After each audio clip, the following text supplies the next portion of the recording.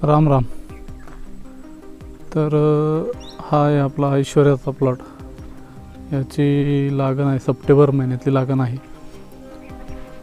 आता हा 3 महिन्याचा झालेला आहे. बांधणी चालू आहे त्याची. तर पहिली बांधणी झालेली आहे. तर काठ्या आपण अशा तिरक्या रावलेल्या आहेत, सरळ न रावता अशा थोड्याशा तिरक्या रावल्यामुळं थोडंसं त्या झाडाला वाढायला थोडासा वाव मिळतो.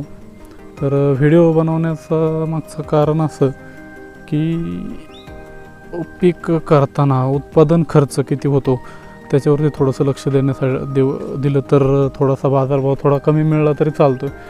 कारण या ऐश्वर्याला मी आत्तापर्यंत रासायनिक फवारणी किंवा रासायनिक खत आत्तापर्यंत काही घातलेलं नाही.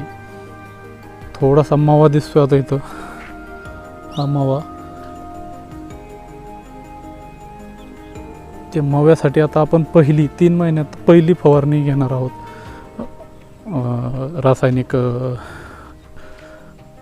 फवारणी करणार आहोत. तर त्या मी आत्तापर्यंत याला एक स्लरीचा एक बॅलर सोडलेला आहे आणि काही बॅक्टेरिया सोडलेले आहेत. तर आत्तापर्यंत एवढा काही म्हणजे रासायनिक जर खर्च करायचं म्हणलं तर भरपूर खर्च झाला असता. पण पूर्णपणे जैविक शेती आपल्याला करता येणार नाही. तर रासायनिक आणि जैविक या दोन्हीही सांगड घालून शेती केली तर थोडासा उत्पादन खर्च कमी करून जास्त उत्पादन मिळवता आलं तर थोडासा फायदा करता येतो. हा माझा अनुभव आहे की थोडंसं स्लरी वगैरे या गोष्टी किंवा बॅक्टेरिया सोडून पिकांना थोडंसं हे करता येतं. कारण थोडंसं खाली हे दिसतंय, करप्याचं प्रमाण थोडंसं जास्त नाही आहे. त्याच्यासाठी फवारणी घ्यावं लागेल. आत्ता म्हणजे 3 महिन्यानंतर पहिली फवारणी घ्यावी लागेल. तर हे लक्षात घेणं गरजेचं आहे की थोडंसं जैविक खतं किंवा जैविक बॅक्टेरिया वगैरे सोडलं तर थोडासा उत्पादन खर्च कमी होतो आणि थोडासा नफा आपला वाढतो.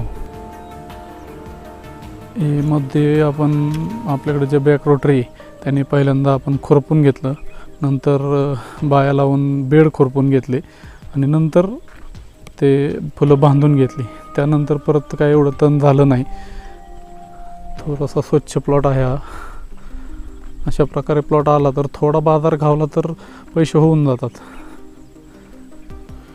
हे 10 पांड रान आहे, म्हणजे 20 गुंठ्या रानात जवळजवळ 8,500-9 हजार कलम बसले आहेत. म्हणजे कलमाचं जे काही होईल पैसे ते, आणि जास्तीत जास्त एक 5,000 रुपये खर्च इतर खतांचा वगैरे. मी बेड काढताना ना खत कुठलं बेड भरलं होतं ना काय नाही, फक्त बेड काढले आणि लागण केली. कारण ह्याच्या आधी ह्या प्लॉटवर कांदा होता आणि कांद्याच्या आधी आपण बकरी बसवलेली होती डबल तळी. तर त्याच खताच्या जोरावरती हे पीक एवढं आलेलं आहे. तर थोडंसं शेणखत, लेंडीखत याच्यावरतीही थोडासा जास्त हे केलं तर पिकं चांगली येतात. हे असं तिरक्या काठ्या रोवून पहिली बांधणी झालेली आहे. अजून एक 8 दिवसांनी दुसरी बांधणी करून घ्यायची, म्हणजे झाडं पडण्याचं प्रमाण थोडंसं कमी होतं. कारण ऐश्वर्या जाते शेवंतीत थोडंसं झाडं पडण्याचं प्रमाण जास्त असतं. हे 5 फुटावरचे बेड आहेत तरीही बऱ्यापैकी कवर झालेलं आहे रान. एकच माणूस चालू शकतो एवढं रान राहिलेलं आहे शिल्लक. जास्त झाडं जास्त कलंडतात या जातीची. त्यासाठी डबल बांधणी गरजेची आहे. शक्य असेल तर लवकरच बांधणी चालू करून 3 बांधण्या दिल्या तरीही काहीच प्रॉब्लेम नाही. 3 बांधण्या जरी दिल्या तर मग म्हणजे उत्तमच आहे. ते डबल आता आपल्याला नव्हतं शक्य म्हणून आपण आता 2च बांधण्या करणार आहोत. रासायनिक खतं नका असं मी म्हणणार नाही, कारण प्रत्येकाचं आपापलं हे असतं. पण स्लरीचा माझा वैयक्तिक अनुभव आधीच्याही पिकांना आहे. कारण एक ब्लॅलर स्लरी जर सोडली करून वगैरे, गूळ बेसन पीठ वगैरे 1-4 दिवस ठेवून, गोमूत्र गावरान गाईचं शेण हे करून जर ठेवलं तर पिकाला ही काळोखीला आणण्यासाठी मी काहीच सोडलेलं नाही, दुसरं काहीच नाही सोडलेलं.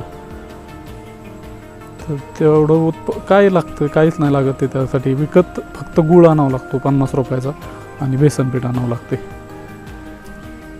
बाकीच्या इतर खर्चापेक्षा तर ते स्वस्तच आहे.